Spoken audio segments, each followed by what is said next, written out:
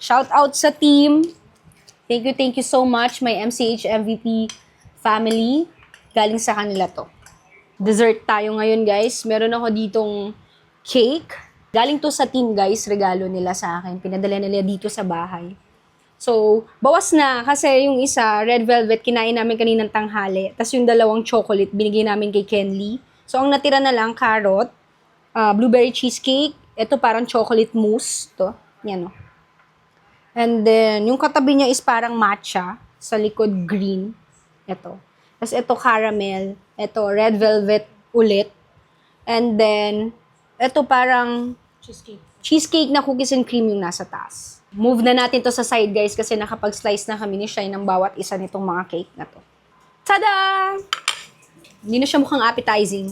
Kasi medyo durog-durog eh. Kasi maninipis na slices lang. Unahin natin tong pinaka-classic, guys, yung blueberry cheesecake. Yan. Sobrang nipis lang.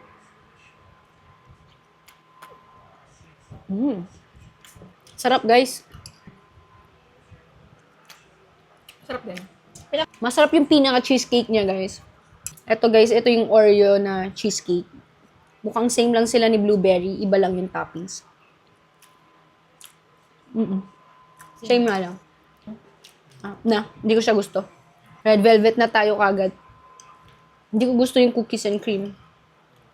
Ito, favorite namin ni Shine. Yung bread masarap, no? Moist. Yung nakain namin kaninang morning na red velvet is red velvet cheesecake. Ito, red velvet lang. Mas masarap yung kanina. Hindi, mas gusto ko yan. Except, oo. Medyo curious ako sa matcha eh.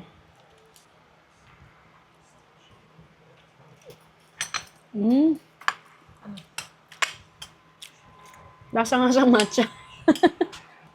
Hindi ko gusto. Kaya may tsura niya. Kasan matcha dyan? Tikman mo, ma. Gusto ko po, lasang tsaa. Di ba, ma? Hindi ko masarap. Oh, di Hindi daw masarap, sabi ni mama. Siguro yung mga matcha lovers, magugustuhan nila tong matcha cheesecake na to kasing lasang-lasa may matcha. For me, it's a no. Kaya ko yung matcha na may gatas, pero yung matcha na ganyan. Next naman natin tong carrot cake. Fan din ako ng carrot bread eh. Hindi ko gustuhan. Typical na carrot cake. Masarap. Wala namang kakaiba. Pero, pumasa siya dun sa expectations ko ng lasa ng carrot cake. No? Next natin tong caramel. Ayan. Yan lang yung caramel niya sa taas. Sarap ng matcha. Gusto ko yung matcha. Parang chocolate cake lang tong caramel. Hindi masyadong lasa yung pagka-caramel niya. Parang may pagka-cinnamon din siya. Wait! Kinain ko yung pinaka-caramel, lasang yema. Ang sarap pala. Last, yung chocolate mousse. Eto, dito tayo sa likod. Ang pinaka-favorite ko na chocolate mousse is yung sa Contis. So, try natin to.